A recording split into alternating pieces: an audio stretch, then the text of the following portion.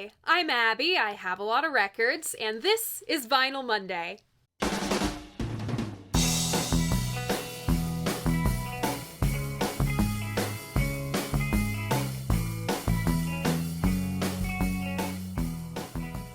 So welcome back, or welcome if this is your first time here.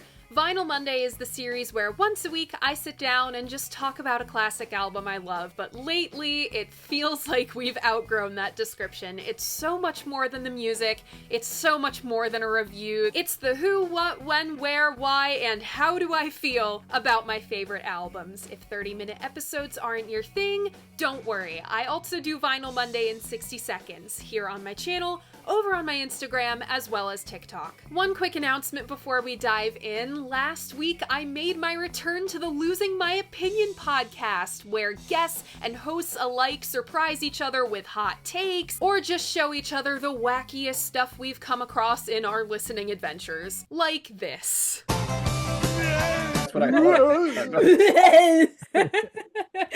This episode was chaos. It's the most I have ever laughed on a podcast, and I loved every second of it. Yes, even while being subjected to counting crows, so you know it was good. Thank you to the guys of Losing My Opinion for having me back. The episode is linked in my description for your listening pleasure. On to this week's album. This is the first live album to ever get the Vinyl Monday main stage treatment. I featured my first funk record 2 weeks ago, my first jazz and pre-psychedelia record last week, so why the hell not? I've already gone through all 3 of this guy's studio albums, plus a redux. I miss talking about him, so here's some more Hendrix. This week's album is Jimi Hendrix, Band of Gypsys. Congrats to those who guessed this one. Remember, if you want to play along, all you gotta do is check out my community tab. That's where I post my hints to what next week's album is gonna be. I host polls where sometimes you get to pick what is featured on the show.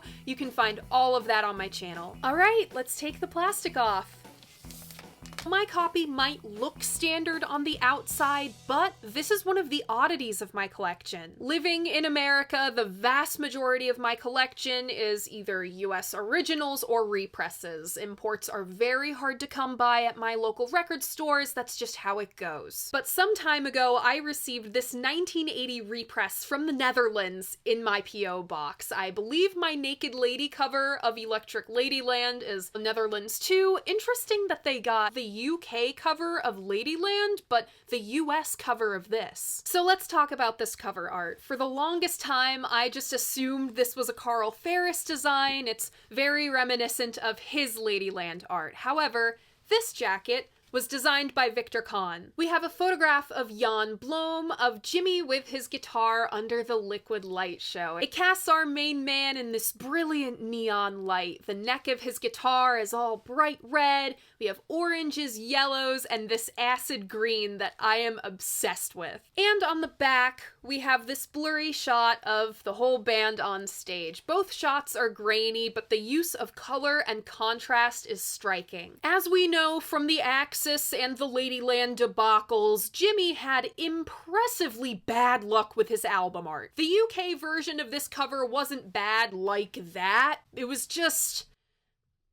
puppets? It's puppets of Jimmy, Brian Jones, Bob Dylan, and John Peel, who are all vaguely related to the Hendrix canon. Just, why? The band consisted of the man of the hour, Jimi Hendrix, on vocals and guitar, Billy Cox on bass, and Buddy Miles on drums and vocals. This album was produced by Heaven Research, aka Jimi Hendrix, and engineered by Wally Hader on site at the Fillmore East and in the studio by Eddie Kramer. Roll transition.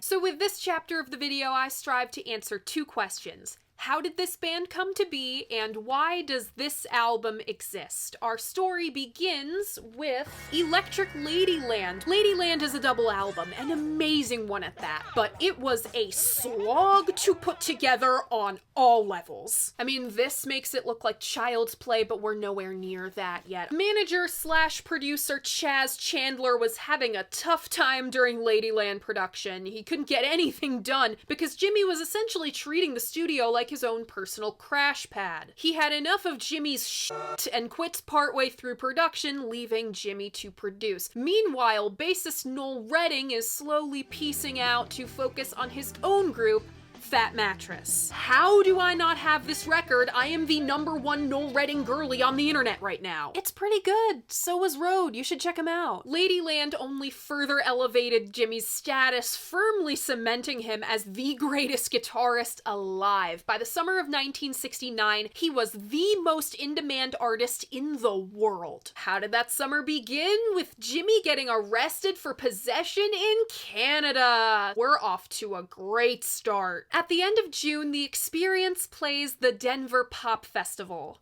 It did not go well. Jimi did The Sid with future Fleetwood Mac photographer Herbie Worthington before the show. Out of the blue, in the middle of the set, Jimi announces The Experience is breaking up. The crowd loses their marbles. There's a riot. Police tear gas the crowd. It's Colorado, so of course it's windy and the tear gas blows back into the band. Just a shit show all around. Denver was Noel's final straw. He hops on the next flight to Heathrow, and just like that, The Experience is done. He's quickly replaced by Billy Cox, one of Jimmy's buddies from their army days. Management already had Billy on deck for when Noel inevitably pieced out for good. On August 18th, 1969, Jimi takes the stage at Woodstock. Assuming that, hey, since it's Hendrix and Mitch Mitchell, it must be The Experience, MC Chipmunk introduces them as such.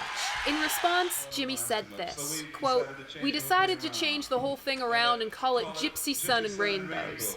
For short, it's nothing but a band of gypsies." So here at Woodstock, we got our proto-BFGs, Jimi, Billy, Mitch, a couple guest percussionists, and Larry Lee on rhythm guitar. This was the group that delivered perhaps the best set of all of Woodstock, in which Jimi played an incendiary and deeply political rendition of the national anthem. I will get into Jimi and protest songs later. We still have to cover why this album even exists. Speaking of which, you know your friend who's always getting themselves in situations? Jimi was that friend. See when he left half of Axis in the back of a taxi, never to be seen again. Ladies, gentlemen, she's, theys, gays, and cretins of caves. The Ed thing. So back in 1965, after cutting a single with his then neighbor Curtis Knight, Jimi signed a contract with Curtis's manager Ed Shalpin, without actually reading the contract. Jimi somehow thought it was a payment for a session. Okay, what it actually was a record deal. A dog shit one. Not only did he sign a 3-year exclusive deal for just $1 and 1% royalties, he signed over the masters of everything he cut with Ed to his company PPX. That's criminal, even by 60s standards. But Jimi just kinda forgot? Oblivious to everything, Jimi continues with his backing band work, forms the Blue Flames, then links up with Chaz Chandler and moves to London to form The Experience. Cue the massive commercial success of The Experience. Back in the States, Ed is like, hold the phone. I signed you exclusively. What are you doing in England on track records with this Chaz guy? Chaz is like, Jimi? What did you do? His partner and manager after Chaz quits in 68, Mike Jeffrey, is like, what the fuck is going on in here on this day? I leave you alone for 5 minutes and now I'm getting sued? So Ed's like, see you psychedelic clowns in court. In June of 68, the case was finally settled. Sort of. The dispute over who owns Jimmy's pre-experience recordings wasn't settled, but this is the first time there's some resolution. It's decided that Capitol Records is entitled to distribution rights of one album of original Hendrix material. What does Capitol have to do with this? Well, in '67, Jimmy recorded some more with Curtis Knight, though Curtis and Ed agreed verbally not to put Hendrix's name on the material. They did. They did several times, and released all of these fake Jimmy albums in direct competition with the real albums. That material was distributed by who? Capitol Records. Ed signed a deal with them. So the settlement came down in June of '68. It's 1969 now. Where is that album Jimmy owes Capitol? It seems he used Electric Ladyland to avoid having to do that. By the end of the experience, and with 1969 coming to a close, Jimmy really couldn't procrastinate following up Ladyland or fulfilling this legal obligation any more than he already had. He had to give Capitol something. That something was B.O.G. Yes, this album only exists because Jimmy did an oopsie 5 years before. Moral of the story, kids, never sign anything without reading it first. And if you're the friend who gets themselves in situations, for the love of God, have a good lawyer. In October of '69, Jimmy starts jamming with Billy Cox and drummer Buddy Miles. Hold on. Buddy was a blues rock soul fusion guy with his own groups and with Wilson Pickett. He had a huge hand in how the B.O.G. sound would shape up. My God, I just realized my dog. He's probably gonna come up here because I'm saying Buddy so much.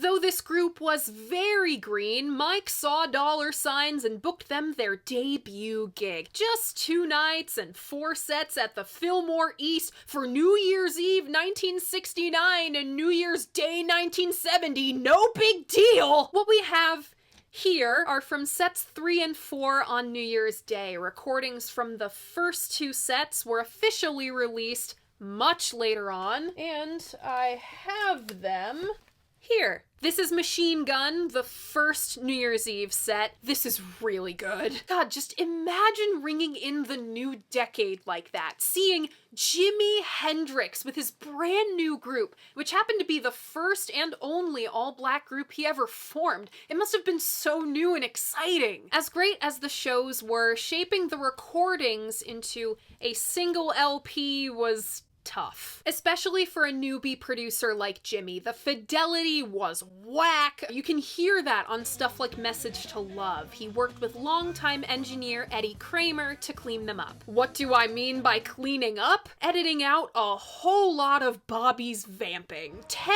whole minutes of it was cut out of We Gotta Live Together. What did Jimmy do with all of the stuff they cut? He pranked the crew with it. He sat an assistant down, said something like, "Yeah, man, this is the new direction I'm taking my music," and plays this looping montage of Buddy hooting and hollering. I would have lost my mind. The track listing of B.O.G. goes as follows.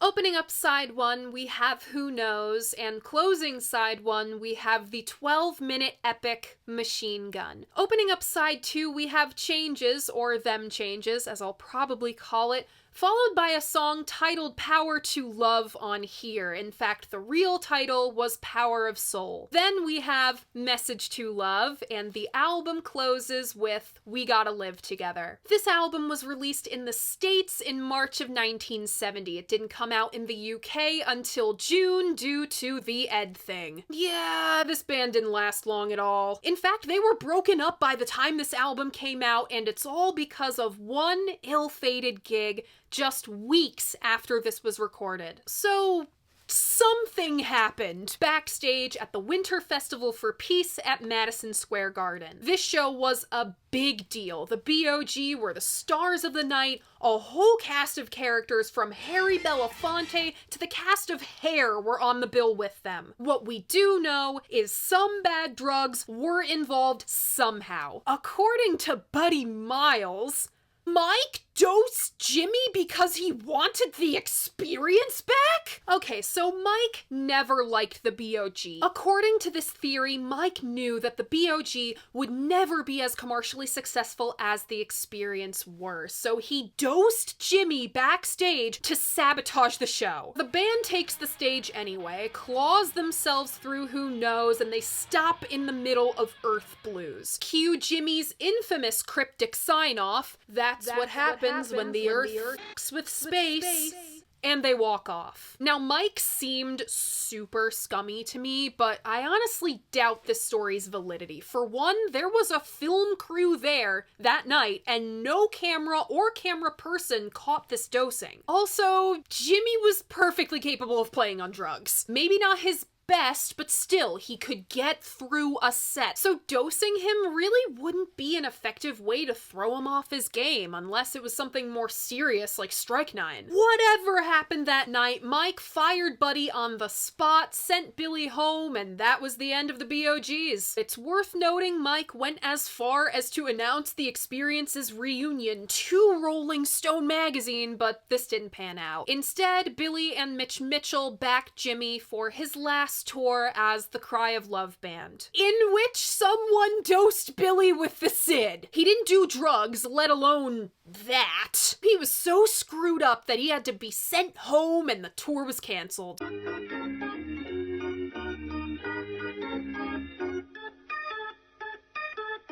Unfortunately, this became the last full-length Hendrix release in his lifetime. He passed 6 months later. What casual Hendrix fans might not know, but if you've been around here long, you'll definitely know because this is my Roman Empire. Hendrix had some time booked in the studio with Miles Davis. Fresh off the back of Bitches Brew, Miles had cemented himself at the forefront of this thing we've come to know as jazz fusion. Jimi was super into this and wanted to get in on the action.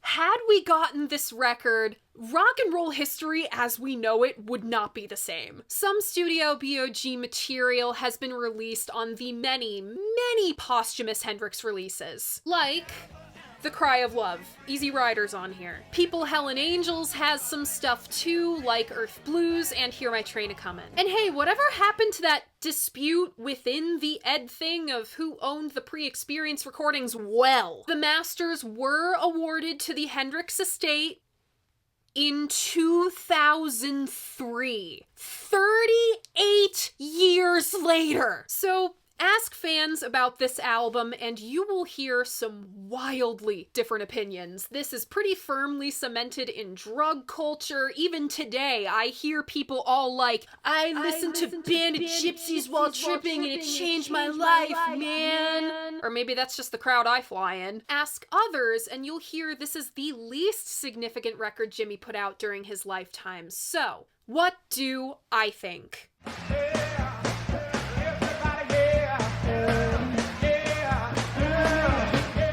One issue I've had to deal with that the original fans of this record didn't: the widespread availability and very high quality of the recordings from the night before. Going in, I was a live at the Fillmore East New Year's Eve loyalist. I thought these songs were all better the night before in every single way, and that was that. In reality, it's not that simple. The number one reason it's been so hard for me to objectively review this, it's painfully clear that it was only thrown together to smooth over the Ed thing. The track listing is utterly confounding. Really great moments like Isabella, Easy Rider, Hear My Train A-Comin' didn't make the cut. This weird selection happened partly because Jimi was saving some better songs to work more on himself, and partly because he just wanted this whole thing over with. A shame all around, that Jimi wasn't around long enough to see this better material through, and that this material wasn't treated with the respect it deserves. The number 2 reason it's been hard to objectively review this, my constantly shifting perspective on the band. The other big power trio of the day, Cream, sometimes didn't work because they had no ground wire. It was 3 virtuosos all soloing on top of each other. They lacked the harmonious quality that the Experience had. 2 virtuosos, Jimi and Mitch, with their ground wire, Noel. The BOGs had 2 virtuosos and a ground wire, Jimi and Buddy with Billy. Billy played it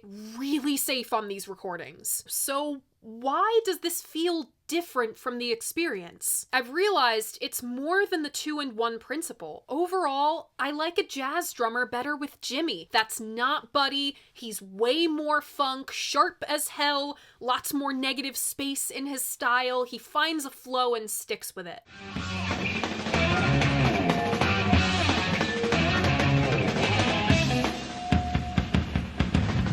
Listen, I love the Experience and the BOGs for very different reasons. The Experience was intended to be a pop group. Chaz Chandler formed them in hopes of making the Animals 2 Electric Boogaloo. These guys were jam-based. Start with a core tune, see where it goes. These guys are comfortable with following the stream wherever it leads, from wily solos to quiet bits. By '69, Hendrix didn't care about being a pop act anymore. He sought to take his effects pedals and feedback-drenched sound, return to the blues, and incorporate funk, soul, and gospel influences. Billy and Buddy were the perfect guys to do that with. We get the funk, soul, blues thing right out of the gate with Who Knows. This song is really a microcosm of the entire record. It establishes the root, this motif.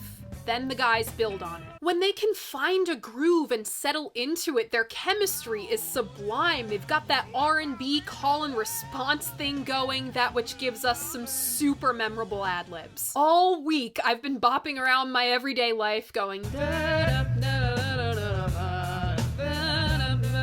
I love Buddy. When he doesn't lose the plot, he's a phenomenal asset, bringing a lot of charisma to the table, that which we only saw from Jimi before. Maybe the most precious moment on the whole record, Buddy mellows out and imitates a wah-wah pedal to signal Jimi back in.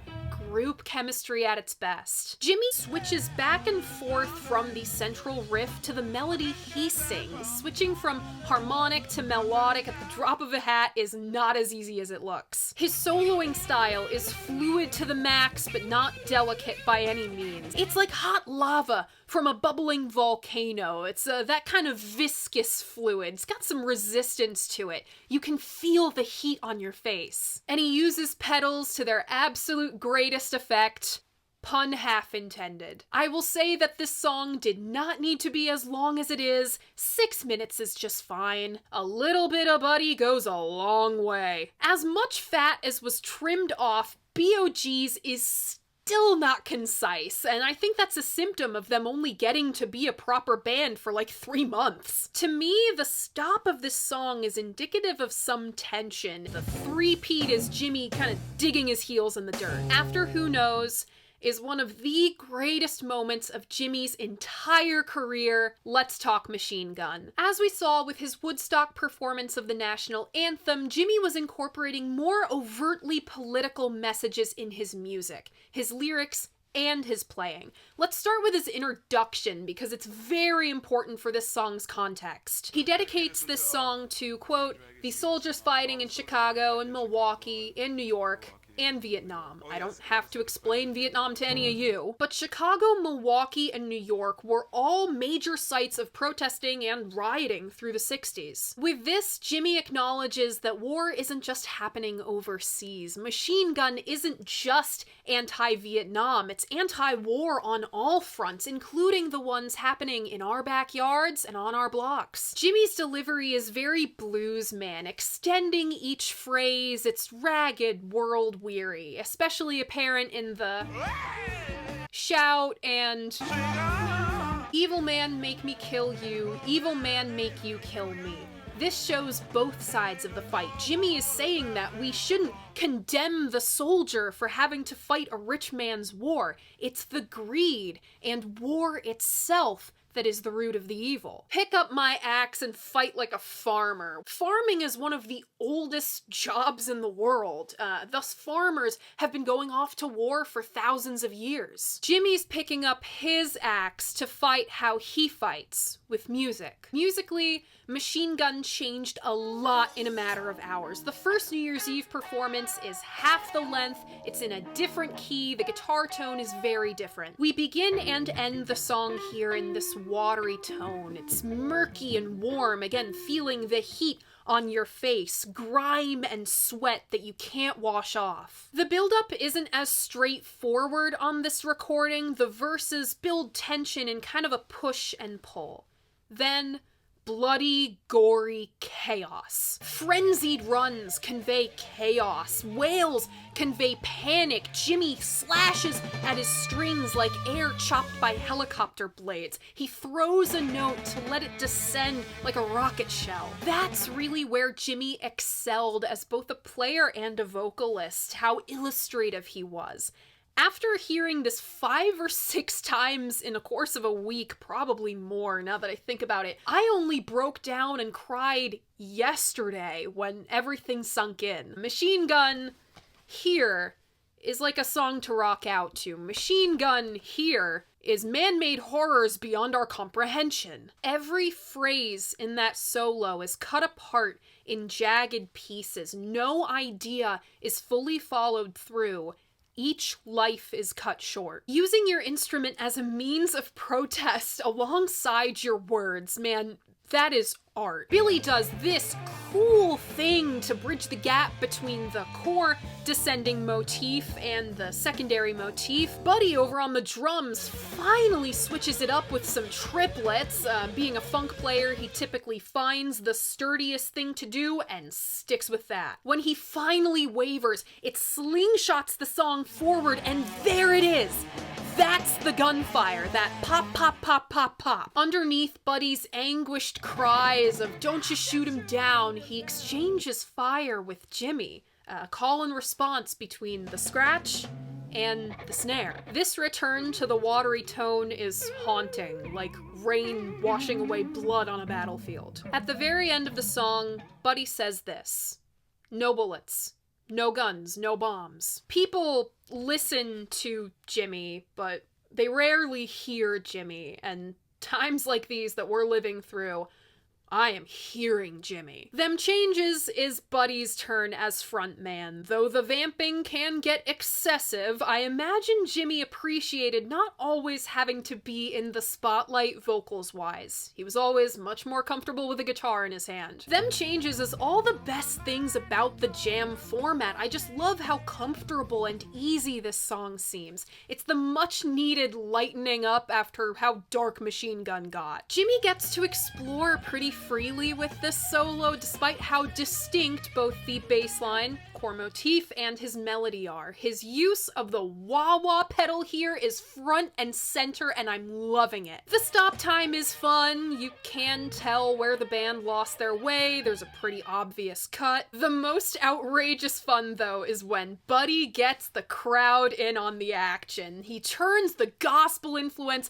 up to 100, and he is taking us to church. Stomping, clapping, hooting and hollering, call and response. You just want to get up out of your seat for. Power of Soul. I love it as a song, but I do prefer the earlier performances. There are pretty obvious cuts in this one, and it spins out of control pretty early on. It's a great top of the set, so I don't know how I feel about it being shoved in the middle of the record. But when it still has its bearings in the beginning, it rips. The groove is all funk with Jimi just wailing on it right out of the gate. Very classic Jimi tone on these solos. And what I mean by a classic Jimi tone is a little sharper and a little more shrill, but still some body in the middle. The lyrics are classic Jimi too. We start by shooting down planes that are flying too low, and then saying flotation is groovy like a jellyfish. But we soon get our explanation for all of this nonsense. With the power of soul, anything is possible. Even living out your jellyfish dreams, I guess. No bone in its jellyback, though. The chorus is hooky, anthemic, makes you want to do some soul man shouting. I am hooked on this variation. It's a taste of Jimi as a rhythm player that we've had very little of on this record. Message to Love loses me. Despite the energetic solo, I feel there were better songs to use this space on the record for. I do like the gospel shouts of kind of Aretha, and the guy's happy babbles of but otherwise it's forgettable. I'm not much for chopping songs up, especially live recordings. I am all about hearing music as it was intended. That being said, I literally cannot imagine a 15-minute We Gotta Live Together. It would be unbearable. Them Changes church visit felt a lot more like a crowd getting caught up in the moment. This one just doesn't have the same magic. The fact we fade in also mucks with our live atmosphere. However, this shifting on your heels build up back and forth, cresting with an impassioned "Wah!" is my favorite here. I go back and forth between the harmonizing and trading of ideas feeling like fun or a fight for the steering wheel. Today, I feel like it's fun, even though it's hard to settle into one idea long enough to truly enjoy it. I don't know, I might feel different in the comments today. The best part is when the train really speeds up on its tracks, the guys get caught in the moment, the tempo really ramps up, Jimmy's full throttle and searing hot until he drives the song into the ground with a metallic.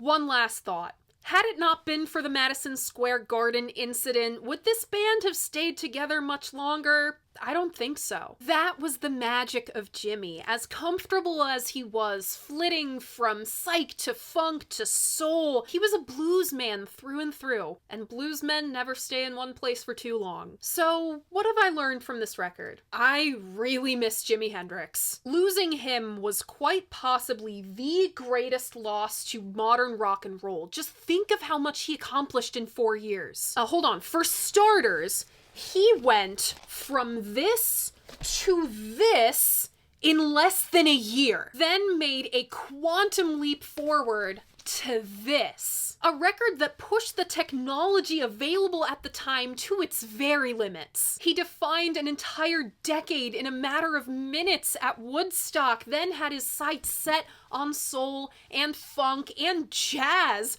all at once by the time we got here. What an incredible career. What a brilliant man. I wish he lived to see the 70s through. Just imagine what he would have accomplished. It might not have been the most pristine band or record, but the BFGs was a most important stop for Jimi to make. A gritty stop, a contentious stop, but a fun stop. When these guys were good, they were generation-defining good. Set up how the rest of the 70s go on the first night of the decade good. Though it's now shrouded in so much lost potential, the BFGs really did believe that with the power of soul, anything is possible. I only wish that was carried through the decade. My personal favorites on this one are Who Knows, Machine Gun, Them Changes, and Power of Soul. Remember, if you want to keep up with all of my favorites from all of the Vinyl Mondays, I have a Spotify playlist linked in my description. I update it every week. And that's it! That is Jimi Hendrix and the Band of Gypsys. Unless I start tapping into more live recordings, this will really be the last time I cover Hendrix for the foreseeable future. I'm so sad about that, but what do you think of this album? What do you think of this band? Leave a comment letting me know. I love hearing what you guys have to say about albums that I love. And remember, despite what some guy on the internet might tell you, your opinion matters. If you like what I do here, you should like this video and subscribe to my channel. I post new episodes of Vinyl Monday every Monday morning at 11. Thank you so much for watching, and I'll see you guys next week. Bye!